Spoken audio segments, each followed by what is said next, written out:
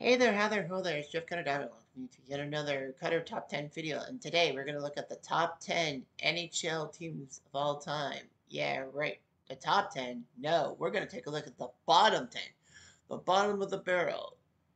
The terrible, terrible, terrible teams and all that.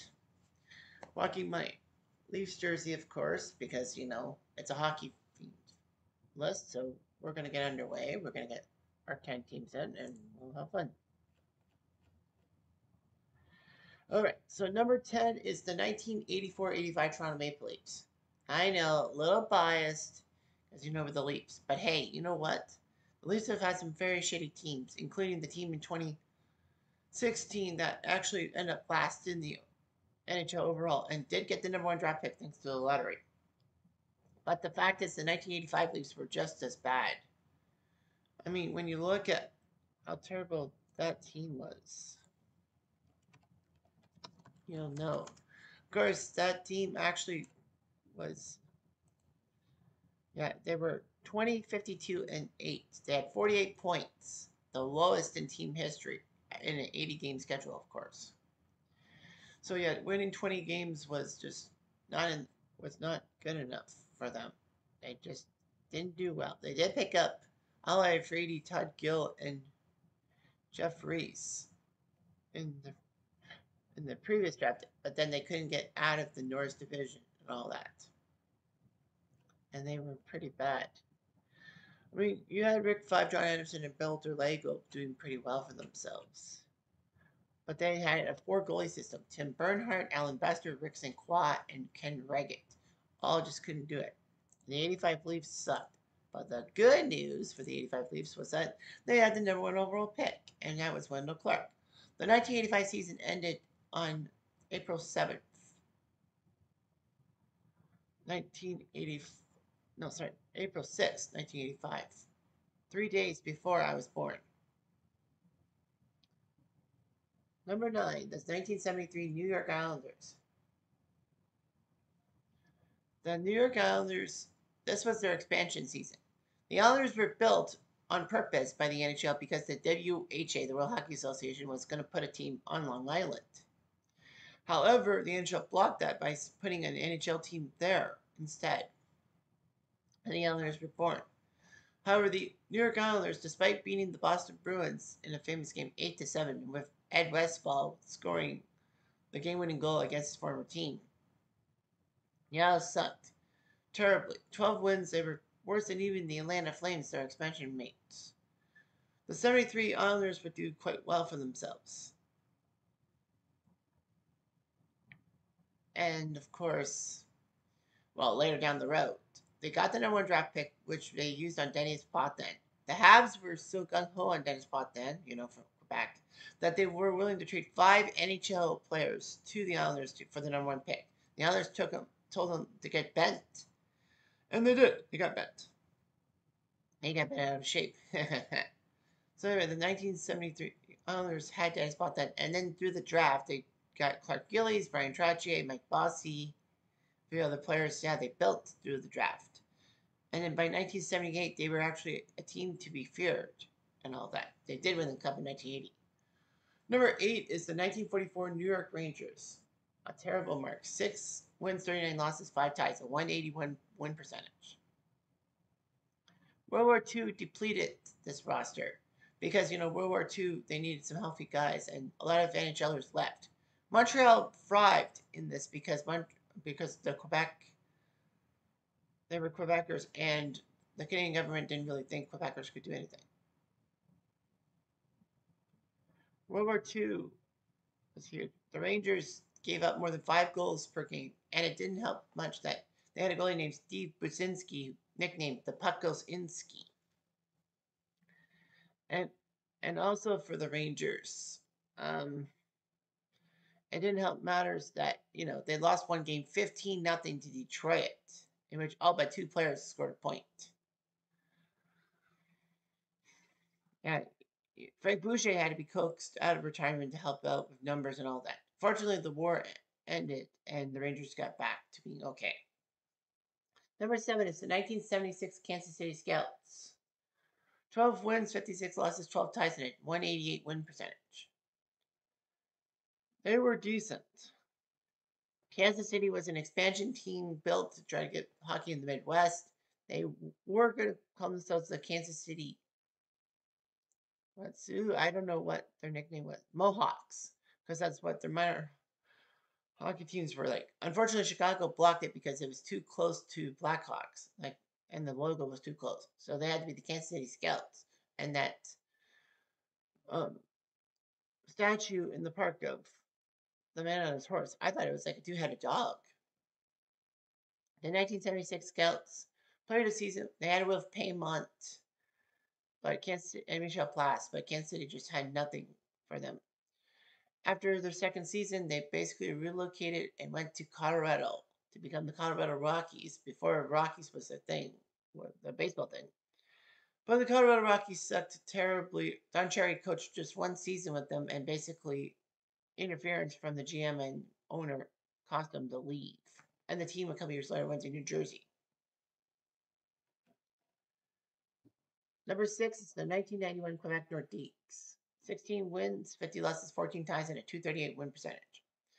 They were consistently poor through the late 80s, early 90s. It was actually shocking to see them falter. In 87, they almost beat Montreal in the division finals, and then in the next six years, they struggled.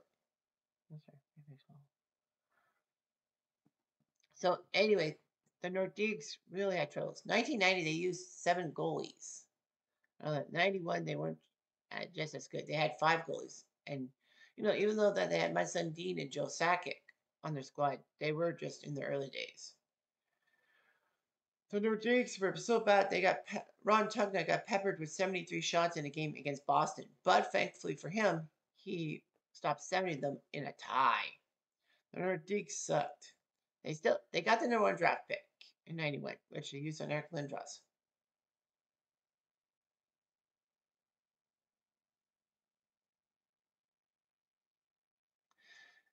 So anyway, that was huge. Well, they had Lindros, but then he decided not to play for the Nordiques organization. A lot of people thought he didn't want to play in French Canada, so they went bonkers over him not being there. And then Quebec had to train him to Philly, but it worked out. They got Peter Forsberg, they got Ron Hextall, they got a few other players, and were decently okay. Number 5 is the 1984 Pittsburgh Penguins, 1658 and 6. This is a case of a team purposely sucking and all that. 1984, Mario Lemieux would be a top prospect for the draft. Pittsburgh and New Jersey were trying their best, and when they both faltered to start the season, they both decided to play the Turtle Derby, as in, try to purposefully lose and all that. New Jersey lost the Turtle Derby to Pittsburgh, as Pittsburgh used a minor leaguer by the name of Vincent Tremblay, an 18-year-old, to help win and all that. So at 16, 15, and 6, they won that #1 pick from New Jersey. Took Mario Lemieux, who refused to wear the Penguins jersey because of contract negotiations. Fortunately for the Penguins, everything went back to normal, and he was okay. So anyway, yeah, the Devils got Kirk Muller #2, and he was okay. Of course, everyone knows about the Turtle Derby and the tanking of the 93 Ottawa Senators, which made the draft lottery a thing in 1995. And let's not forget about Buffalo purposely tanking in 2015, but the joke was on them. They lost the #1 pick to Edmonton. Number 4 is the 2000 Atlanta Thrashers, 14 wins in an 82-game schedule. They were an expansion team. The NHL wanted to put the team in the South because, Gary Bettman had a hard-on for the South. And, they went so badly. Atlanta had a team for 8 years, the Flames, before it bankrupted and went to Calgary. So Atlanta tried their best. Kelly Budberger was captain. They picked up Patrick Stefan in the draft. He was a bust. And this is before he went to Dallas and did that infamous missed empty net goal that ruined his career. So anyway, Atlanta just couldn't do anything right. I mean, you're an expansion team. You're expected to do terribly.